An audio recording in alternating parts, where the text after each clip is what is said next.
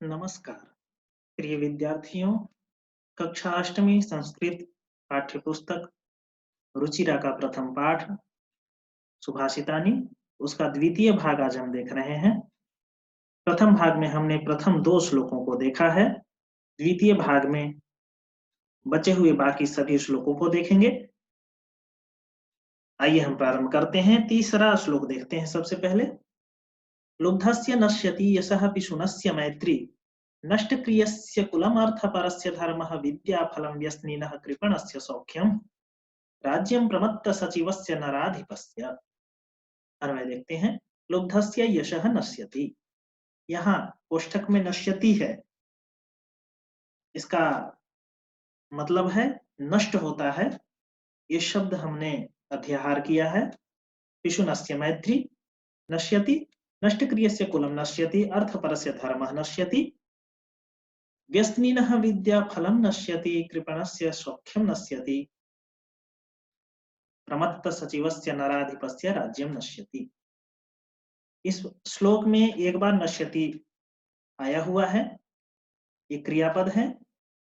इसका अंत में हमने वर्णन किया है। बाकी स्थानों पर जो नश्यति आया है उन सब का अध्याहार किया जा रहा है, जिससे कि श्लोक का अर्थ सही हो सके।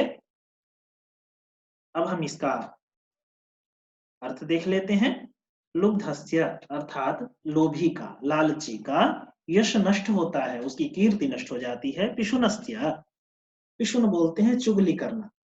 चुगली का तात्पर्य है पीठ के पीछे बुराई करना। ऐसे चुगली करने वाले लोगों की मित्रता नष्ट हो जाती है, मैत्री नष्ट हो जाती है। नष्ट क्रियस्य कुलम, जो गलत काम करते हैं, कुकृत्य करते हैं, ऐसे लोगों का कुल नष्ट हो जाता है। अर्थपरस्य धर्मः नश्यति, जो अर्थ पर हैं अर्थात केवल धन के पीछे पड़े रहते हैं, धन धन धन, उन सभी व्यक्तियों का धर्म नष्ट हो जाता है। व्यसनिनः विद्याफलम नश्यति, जो व्यसनी होते हैं, गलत कार्यों में लगे होते हैं, ऐसे गलत हैबिट्स जिनके होते हैं, उन लोगों का विद्याफल नष्ट हो जाता है, अर्थात उनकी विद्या नष्ट हो जाती है। कृपणस्य सौख्यम, जो कंजूस हैं उनका सुख नष्ट हो जाता है। प्रमत्त सचिवस्य नराधिपस्य राज्यम नश्यति, प्रमत्त बोलते हैं विवेकहीन, सचिव बोलते हैं मंत्री।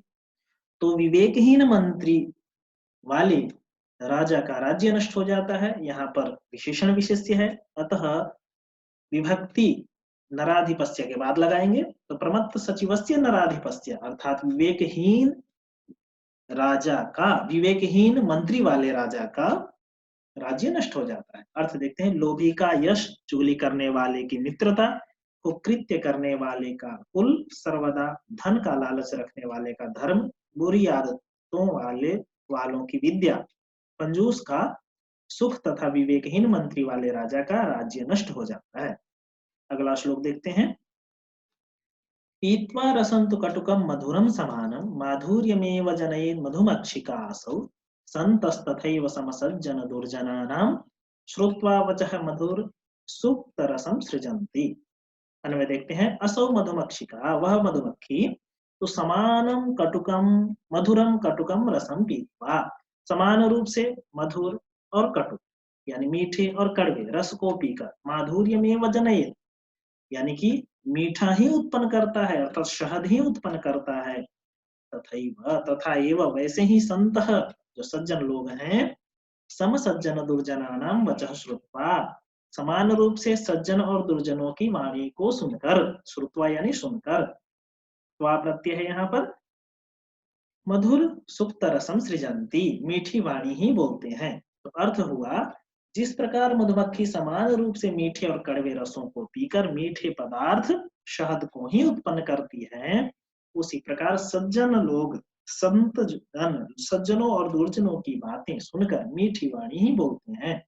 अगला श्लोक देखते हैं। विहाय पौरुषम यो हि दैवमेव अवलंबते प्रासाद सिंहवत् तस्य मूर्धनि तिष्ठन्ति वायसः। अन्वय देखते हैं। यह पौरुषम विहाय, जो पौरुष को छोड़कर, पराक्रम को छोड़कर, पौरुषम अर्थात पराक्रम, को छोड़कर दैवमेव अवलंबते, दैवम एव अर्थात भाग्य का ही अवलंबते अवलंबन करता है, आश्रय लेता है, भाग्य के भरोसे रहता है।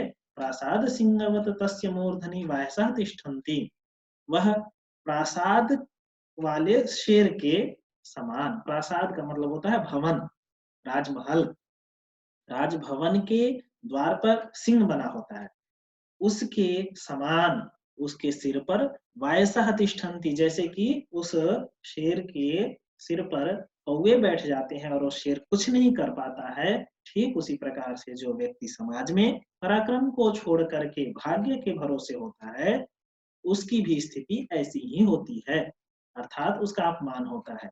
यहाँ हम समझ सकते हैं कि जो सिंह होता है वो पराक्रम का प्रतीक है और वो जड़ है वहां पर, अर्थात तो मूर्ति है तो कुछ नहीं कर सकता, कौवे बैठ जाते हैं तो भी कुछ नहीं होता।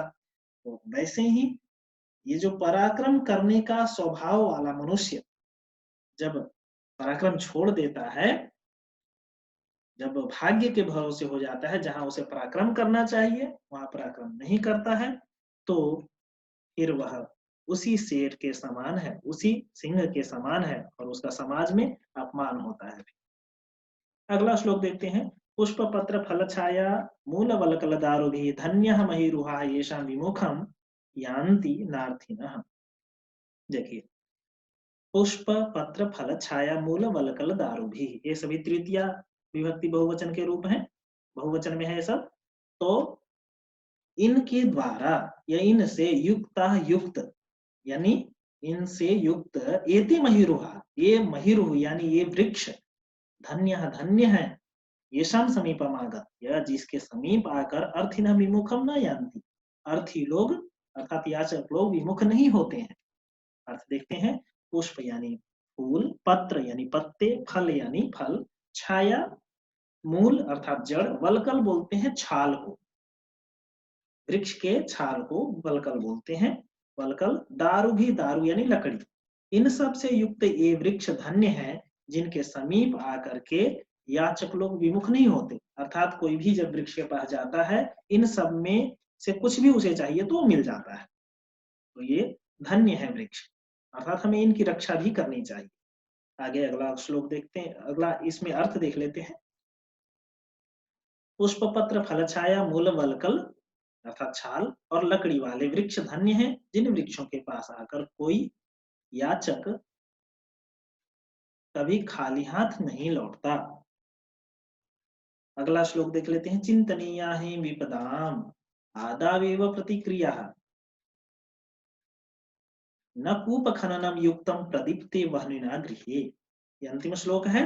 चिंतनीया ही विपदाम आदावेव प्रतिक्रिया, इसका अन्वय देख लेते हैं। आदौ एव विपदाम ही प्रतिक्रिया चिंतनीय, प्रारंभ में ही यानी शुरू में ही विपत्ति की प्रतिक्रिया, उसका निवारण सोच लेना चाहिए, विपदाम यानी विपत्ति की। आगे है वह्निना प्रदीप्ते गृहे कूप खननम युक्तम न भवति, वह्निना प्रदीप्ते आग लग जाने पर गृहे घर में कुआं खोदना युक्त नहीं होता है, अच्छा नहीं होता है, अर्थात जब कोई विपत्ति आती है तो हमें शुरू में ही उसका निवारण सोच लेना चाहिए, नहीं तो विपत्ति बढ़ जाए तो उसका निवारण संभव नहीं होता है। अर्थ देख लेते हैं।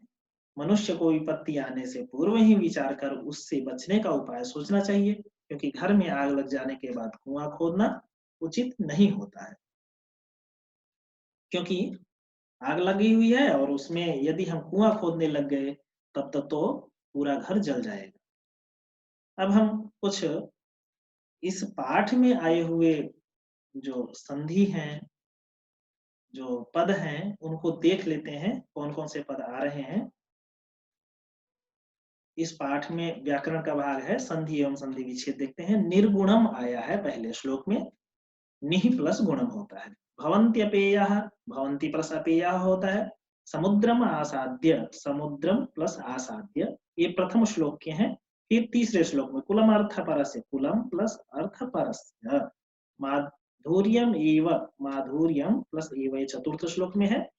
जनयेन मधुमक्षिका सो, जनयेत प्लस मधुमक्षिका प्लस असौ, समस संतस्तथैव, संतः प्लस तथैव, आगे है दैवम एव अवलंबते, दैवम प्लस एव प्लस अवलंबते पंचम श्लोक है। नार्थिनः न प्लस अर्थिनः षष्ठ श्लोक है। और आदावेव आदौ एव ये सप्तम श्लोक में है। तो इस प्रकार से इस पाठ को हम समझ चुके हैं।